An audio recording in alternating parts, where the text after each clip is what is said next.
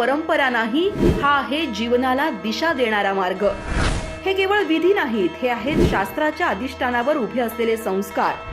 सनातन धर्मातील सण, पूजा, आचार आणि त्यामागचा अर्थ शास्त्रीय दृष्टिकोनातून, साधकांच्या संवादातून. सनातन संवाद, परंपरा, शास्त्र आणि सत्याचा संवाद. या रविवारी पाहुयात सनातन संस्थेचे अमोल कुलकर्णी यांची गुरुपौर्णिमा या संदर्भातील मुलाखत. आर चॅनल, सर्वांच्या घराघरात, प्रत्येकाच्या मनामनात. नमस्कार. हिंदू धर्मातील सण, उत्सव, श्रद्धा, परंपरा या साऱ्यावरती आध्यात्मिक आणि शास्त्रीय दृष्टिकोनातून प्रकाश टाकणाऱ्या सनातन संवाद या विशेष मालिकेमध्ये आपलं पुन्हा एकदा मनपूर्वक स्वागत. 29 जुलैला आपण गुरुपौर्णिमा साजरी करतो यंदाची, आणि त्या अनुषंगानं आपण गेल्या भागात भारतातील गुरु शिष्य परंपरा आणि गुरु शिष्य परंपरेपासून आत्ताची शिक्षक आणि विद्यार्थी यांच्यातील नातेसंबंध इथपर्यंत आपण सविस्तर चर्चा केली.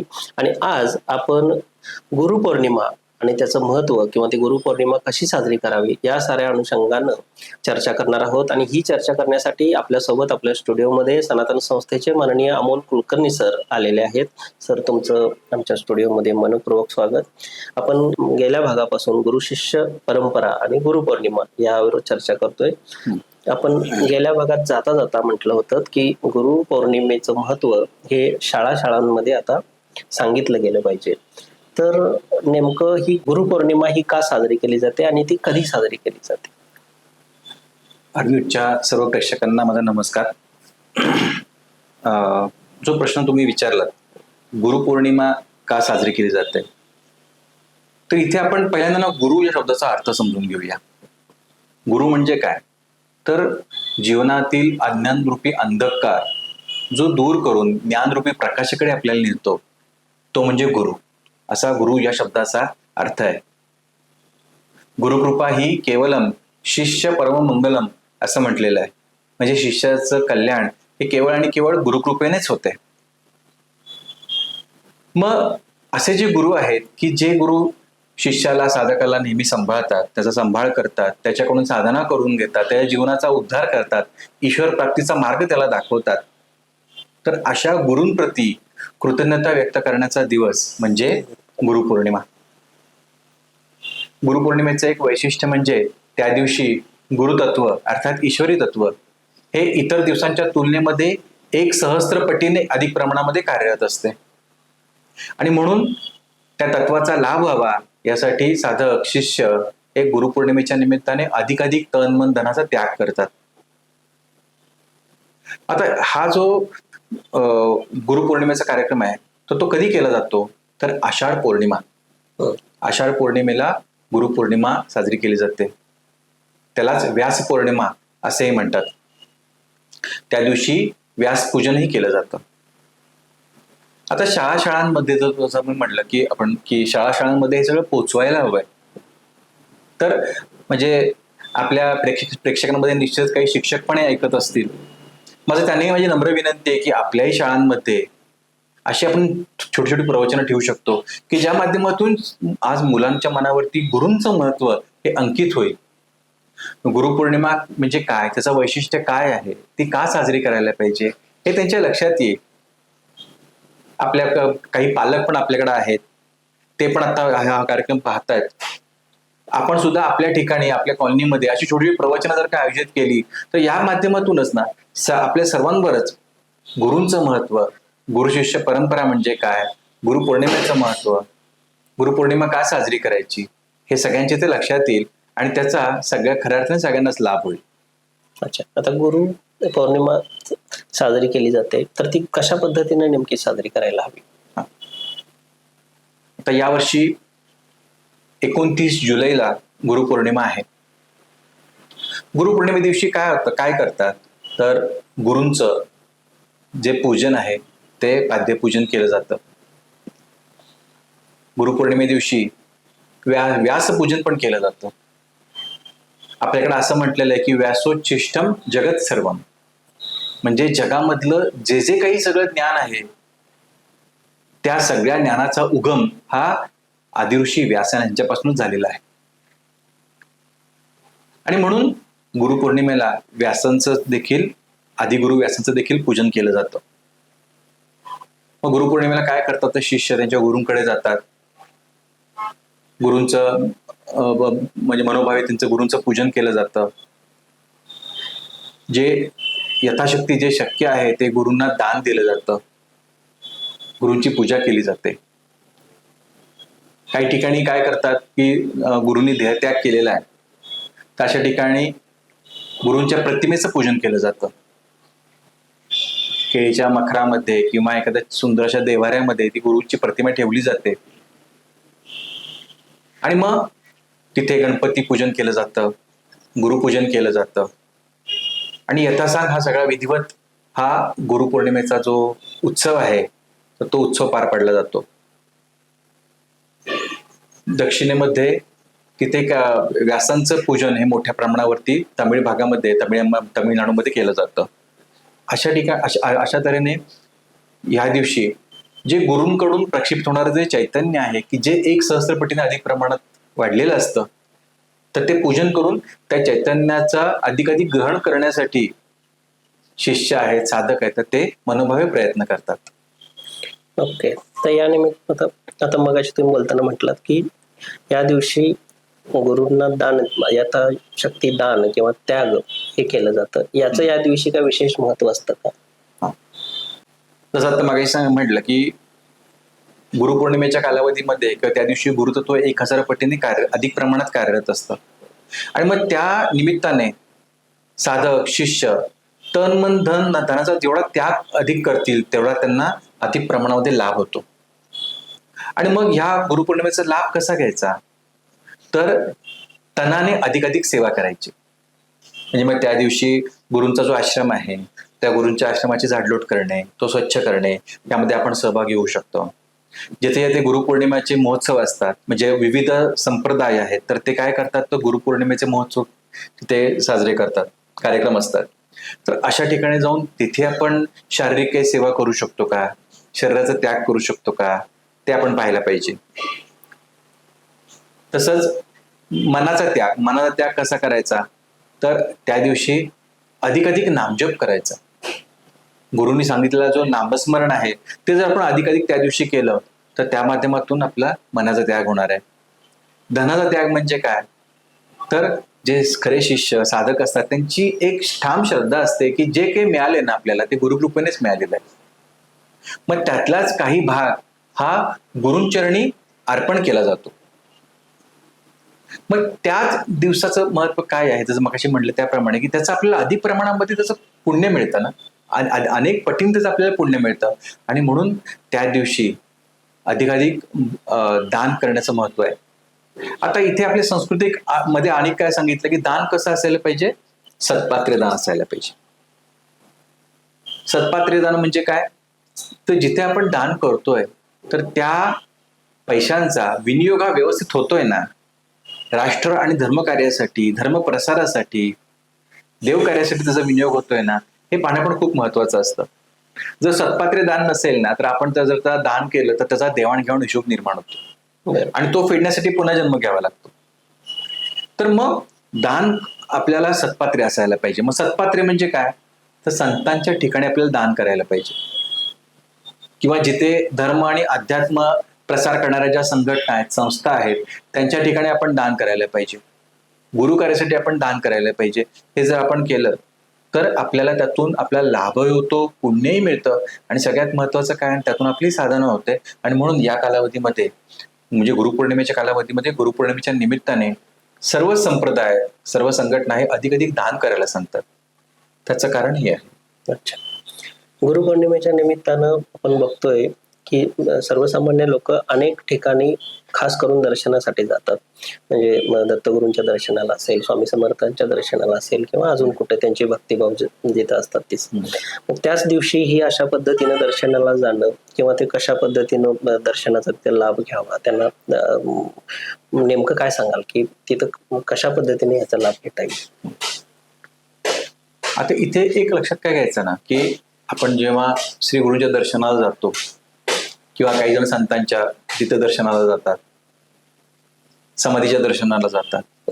आता इथे लक्षात काय घ्यायचं ना की दर्शन घेतल्याने आपल्याला 2% आपल्याला लाभ होतो. दर्शनाचा लाभ किती होतो? किंवा 2% होतो. पण लाभ कशाचा होतो आपल्याला? की गुरूंनी जे सांगितलंय ना, तर ते कार्य ते जर का आपण केलं तर तर त्याचा आपल्याला मोठ्या प्रमाणावर लाभ होतो. म्हणजे समजा नुसतं दर्शन एखादी व्यक्ती घेतोय, पण त्याचबरोबर गुरूंच्या तो आश्रमात गेला, तिथे आपण काहीतरी झाडलोट केली, जसं मगाशी तुम्ही म्हटलं की गोंदुऱ्याला कोणतरी जातं, कोणतरी स्वामी समर्थांच्या इथे जातंय, मग तिथे आपल्याला सेवेला जाता येईल का त्या निमित्ताने? तो आपण भाग बघितला. अध्यात्माचा जर आपण अर्धवेळ किंवा पूर्ण जर प्रसार केला, त्या कार्यात आपण सहभागी झालो गुरूंच्या कार्यामध्ये ना, तर आपल्याला खऱ्या अर्थाने मोठ्या प्रमाणात त्याचा लाभ होतो. या अनुषंगाने एक खूप छान अशी कथा सांगावीशी वाटते. एक गुरु असतात आणि ते काय करतात, 2 शिष्यांना बोलवतात आणि प्रत्येकाला ना मुठभर गहू देतात आणि सांगतात की आम्ही यात्रेला चाललेलो आहे, मी हे गहू नीट जपून ठेवा आणि आल्यावर मला परत दाखवा. आणि ते यात्रेला निघून जातात.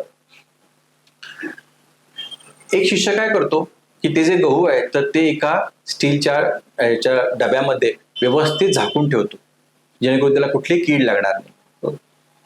दुसरा शिष्य काय करतो, ते गहू घेतो आणि आश्रमाच्या पाठीमागे जे शेत असतं ना, तर त्या शेतामध्ये पसरून देतो. काही काळांतराने ते गुरु परत येतात आणि शिष्यांना त्या गव्हाबद्दल विचारतात. एक शिष्य त्यातला तो डबा आणून दाखवतो, गहू अगदी तसे छान असतात.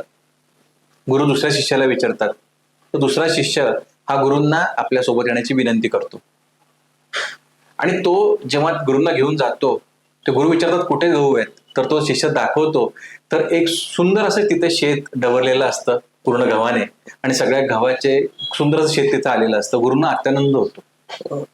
म्हणजे पहिल्या शिष्याने काय केलं, ते गहू आहे तसे जपून ठेवले. दुसऱ्या शिष्याने काय केलं, त्या थोड्या दाण्यांचं रूपांतर अनेक दाण्यांमध्ये केलं.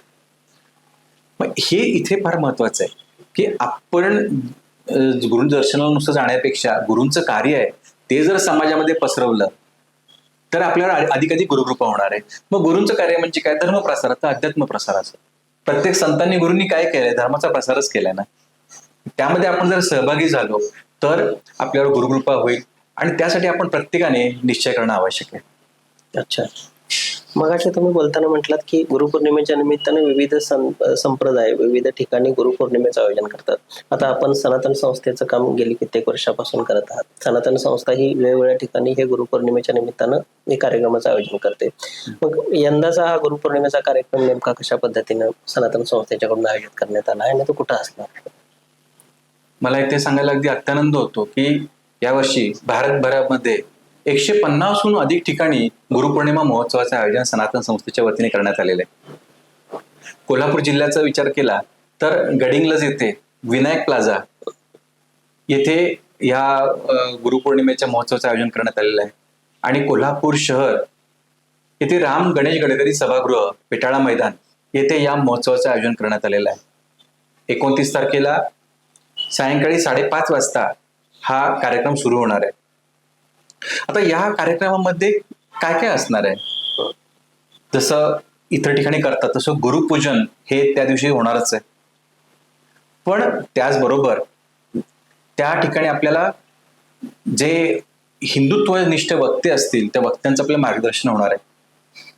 मनामध्ये विचार येऊ शकेल की अरे, अध्यात्म आणि हिंदुत्व किंवा राष्ट्रधर्म याचा काय संबंध आहे का? मग इथे आपण काय विचार केला पाहिजे, जसं आपण मागच्या भागात पण बघितलं की गुरु शिष्य परंपरेने काय कार्य केलेलं आहे. तर जेव्हा जेव्हा राष्ट्र आणि धर्मावर संकट आलेलं आहे तेव्हा तेव्हा राष्ट्र रक्षणाचं आणि धर्मरक्षणाचं कार्य याच गुरु शिष्य परंपरेने केलेलं आहे. आज जे आपण पाहतोय, आजही अनेक संकट ही आपल्या धर्मावर आलेली आहेत, अनेक संकट राष्ट्रावर सुद्धा आलेली आहेत. आज आपण जगाचा विचार जर केला तर जग अक्षरशः 3ऱ्या महायुद्धाच्या उंबरठ्यावरती उभं आहे. अनेक संतांनी, भविष्यवेत्यांनी येणाऱ्या आपत्काळाचं वर्णन केलेलं आहे, आपत्काळाचं भाकीत केलेलं आहे की हा आपत्काळ हा अत्यंत भयावह असणार आहे. तर त्यामुळे आज राष्ट्र आणि धर्म ह्या प्रतीचं आपलं कर्तव्य काय आहे, किंवा येणाऱ्या या काळामध्ये हिंदू राष्ट्र स्थापनेसाठी आपण काय करायला पाहिजे, तर त्याची एक दिशा देणारं एक सुंदर असं प्रवचन हे आपल्याला या ठिकाणी ऐकायला मिळणार आहे. ही सनातन प्रभात आपण वाचत असाल किंवा सनातन प्रभात आपण कधी बघितलं असेल तर आपण त्यात पाहिलं असेल की काही साधकांची आध्यात्मिक उन्नती होते साधना करत करत. म्हणजे साधना करत असताना आपली आध्यात्मिक उन्नती होते आणि ती आध्यात्मिक उन्नती झाल्यावर आपल्याला काय अनुभवायला मिळतं, तर असं एक अनुभव कथन पण तिथे असणार आहे. मग जेणेकरून जे नवीनच ऐकतायत, ज्यांना अध्यात्मातलं काही विशेष माहीत नाहीये, तर अध्यात्म आपण जेव्हा साधनेला सुरुवात करतो, आपण जेव्हा अध्यात्मात काहीतरी करायला सुरुवात करतो, तेव्हा आपल्यामध्ये काय पालट होतात हे पण त्यांना या माध्यमातून तिथे शिकायला मिळणार आहे. त्याचप्रमाणे आज आपण बघितलं तर मुली असो अथवा मुलं, स्वतःचं रक्षण हे स्वतःला करता येणं खूप आवश्यक आहे. स्वसंरक्षण प्रात्यक्षिक ही तिथे सादर केली जाणार आहेत की जेणेकरून आपण स्वतःचं रक्षण स्वतः कसं करू शकतो याचे काही प्रात्यक्षिक त्या ठिकाणी आपण तिथे सादर करणार आहोत. त्याचबरोबर या गुरुपौर्णिमेच्या निमित्ताने सनातन संस्थेच्या वतीने जे ग्रंथ प्रदर्शन असणार आहे, 365हून अधिक ग्रंथ हे आजपर्यंत प्रकाशित झालेले आहेत.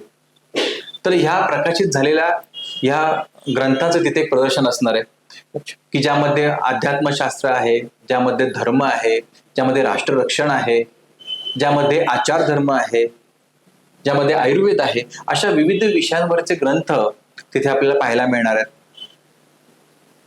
त्याचबरोबर विविध विषयांवरील जे फ्लेक्स आहेत त्या फ्लेक्स तिथे प्रदर्शन असणार आहे की ज्यामध्ये नमस्कार कसा करावा, इथपासून ते देवळात दर्शन कसं घ्यायचं, इथलं यासारखं तिथे एक सुंदर असं फ्लेक्स प्रदर्शन असणार आहे, ते आपल्याला पाहायला मिळणार आहे. थोडक्यात काय तर आपल्याला त्या गुरुपौर्णिमेच्या या कार्यक्रमातून आपल्या जीवनाला एक अलौकिक अशी एक दिशा मिळणार आहे. आणि त्यासाठी म्हणून आपले जे सगळे प्रेक्षक आहेत त्या प्रेक्षकांना पण मी आवाहन करतो की आपल्या ठिकाणी आपण अवश्य या कार्यक्रमाला या आणि या कार्यक्रमामधलं जे गुरुतत्व आहे, दैवी तत्व आहे, त्या तत्वाचा आपण पण अवश्य अनुभव घ्या. तर नक्कीच तुम्ही म्हटल्याप्रमाणे गुरुपौर्णिमेच्या त्या कार्यक्रमाचा आध्यात्मिक लाभ हा होणारच आहे. पण प्रेक्षकांना काय सांगाल की त्यांनी याकडे कसं पाहिलं पाहिजे, गुरूंच्या त्यासाठी काय केलं पाहिजे की जेणेकरून त्यांना या गुरुपौर्णिमेचा लाभ आतापासूनच होऊ शकतो? म्हणजे जसं तुम्ही आता प्रश्न विचारलात ना की आपण काय करायचं, या गुरुपौर्णिमेच्या निमित्ताने सनातनचे साधक जे आहेत तर आज ठिकठिकाणी ते प्रसार करतायत, घरोघरी जाऊन प्रसार करतायत, ठिकठिकाणी जाऊन ते गुरुपौर्णिमेनिमित्त प्रवचन घेत आहेत, गुरुपौर्णिमा महोत्सवाची निमंत्रण पोहोचवत आहेत. आपण काय करू शकतो, तर आपण आपल्या ठिकाणी आपल्या भागामध्ये प्रवचनाचं आयोजन करू शकतो जेणेकरून आपल्या माध्यमातून पण ही एक प्रसार सेवा होईल. तो आपण भाग करू शकतो. दुसरं आपण काय करू शकतो की आपल्या भागामध्ये मध्ये कोल्हापूर असेल, कोल्हापूरचा आजूबाजूचा भाग असेल, गडिंग्लज असेल, आजरा असेल, अगदी गारगोटीपर्यंत आपल्या आजूबाजूचा भाग आहे, तिथं आपले कोण नातेवाईक असतील, मित्रमंडळी असतील, तर त्यांना सुद्धा आपण ह्या गुरुपौर्णिमा महोत्सवाचं निमंत्रण देऊ शकता, त्यांना तिथे बोलवू शकता. आपल्याला स्क्रीनवरती काही नंबर दिसत आहेत, त्यांना आपण जर संपर्क केला तर मग आम्ही आपल्यापर्यंत गुरुपौर्णिमेचे हस्तपत्रक पोचवू. आपण काय करू शकता, ती जी हस्तपत्रक आहेत म्हणजे ज्याला आपण पॉम्पलेट म्हणतो, ती आपण त्याचं वितरण करू शकता. त्या हस्तपत्रकामध्ये सुद्धा गुरुपौर्णिमेचा महत्व आणि गुरुपौर्णिमेच्या महोत्सवाचा पत्ता हे सगळं तिथे असणार आहे, वेळ असणार आहे. या माध्यमातून आपली पण तिथे सेवा होईल. आपल्या भागामध्ये आपण जे काही फलक असतील, समजा आपण बघतो ना की प्रत्येक मंदिरामध्ये फलक असतात किंवा मंडळांचे फलक असतात, त्या फलकावरती गुरुपौर्णिमेचा जो मजकूर आहे तो मजकूर आपण लिहू शकता, गुरुपौर्णिमेचं स्थळ आपण लिहू शकता. येणारे अनेक जण तो मजकूर वाचून गुरुपौर्णिमेला येतील, त्या माध्यमातून आपली पण सेवा होईल. त्याचबरोबर आपण आणि काय करू शकतो, तसं मगाशी म्हटलं की गुरूंना सगळ्यात प्रिय काय आहे ना, आपलं मन जास्त प्रिय आहे. मग आपण काय करू शकतो ना की नामस्मरण जे आहे ते नामस्मरण आपण आतापासून सुरुवात केली, गुरूंना प्रार्थनाच केली की माझ्या मनाला नामाची ओढ लागू देत, माझ्याकडून नामजप अधिकाधिक होऊ देत. असं नामस्मरण जर आपण केलं तर आपल्याला त्याचा मोठ्या प्रमाणावर लाभ पण होणार आहे. आणि आपल्या घरातल्यांना, कुटुंबियांना, आपले मित्रमंडळी, नातेवाईक, जेवढ्या अधिक जणांना आपण गुरुपौर्णिमेच्या महोत्सवाला घेऊन याल त्यातून आपली पण मोठ्या प्रमाणावरती समष्टी सेवा होणार आहे. सेवेचे 2 प्रकार असतात, वेष्टी आणि समष्टी. हे साधनेचे दोन प्रकार आहेत. वेष्टी म्हणजे काय? स्वतःची वैयक्तिक आध्यात्मिक उन्नती. आणि समष्टी म्हणजे काय? तर आपल्याबरोबर समाजाची पण आध्यात्मिक उन्नती, इतरांची आध्यात्मिक उन्नती. तर त्यासाठी पण आपण जर प्रयत्न केला तर निश्चितच या वर्षीच्या गुरुपौर्णिमेचा आपल्याला आध्यात्मिक स्तरावर लाभ होईल. आणि त्यासाठी आपण अवश्य प्रयत्न करा. नक्कीच तुमच्या आवाहनाला प्रतिसाद देऊन ही गुरुपौर्णिमा लोक आत्तापासूनच त्याचा प्रचार आणि प्रसार करतील आणि त्यांची आध्यात्मिक उन्नती साधतील याची आपण अपेक्षा ठेवूया.